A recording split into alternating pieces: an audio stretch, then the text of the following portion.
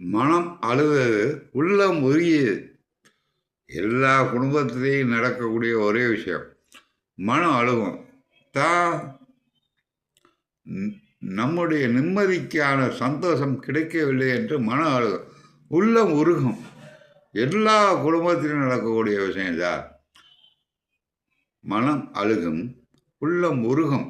இதுக்கு என்ன காரணம்? தன் குடும்பத்திற்காக எத்தனையோ துன்பங்களையும் துயரங்களையும் போற்றி தன் குடும்பத்தை வாழ வைப்பான். தனக்காக ஒருவேளை சாப்பாடு என்று யார் வீட்டிலேயோ நின்றால் அவனுக்கு சோறு கிடைக்காது. தனக்கு ஒரு மகன் மகள் சந்தோஷமாக வாழ்ந்தும் கிடைக்கவில்லை என்ற மன வருத்தம். மனம் அழுகும், உள்ளம் உருகும். மிகப்பெரிய வேதனை. மனிதனுடைய இயல்பு என்ன தெரியுமா? மனிதனுடைய இயல்பு தனக்கு பயன் என்று ஒன்று இல்லாவிட்டால் அவனுக்கு குப்பையில் போட்டுருவாங்க. அது மகனாக இருந்தாலும் சரி, மகளாக இருந்தாலும் சரி, பெற்றோர்களாக இருந்தாலும் சரி, கட்டிய மனைவியாக இருந்தாலும் சரி, தனக்கு ஒரு பயன் இல்லாவிட்டால் இதை குப்பையில் தூக்கி போடக்கூடிய சமுதாயம் இது.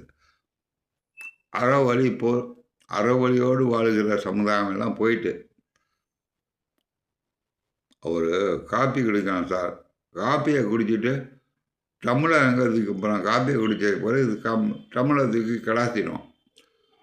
வீடெல்லாம் சுத்தம் செய்கிற ஒரு விளக்கமாறு எடுத்து தூக்கி வீடெல்லாம் சுத்தம் செய்து எனக்கு தேவை என்று யாராவது நினைப்பானா?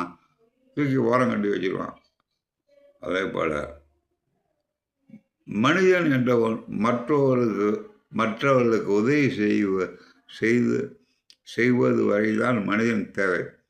மற்றவருக்கு பயன் செய்யாவிட்டால் மற்றவர்கள் யாரும் உனக்கு உதவி செய்ய மாட்டார்கள்.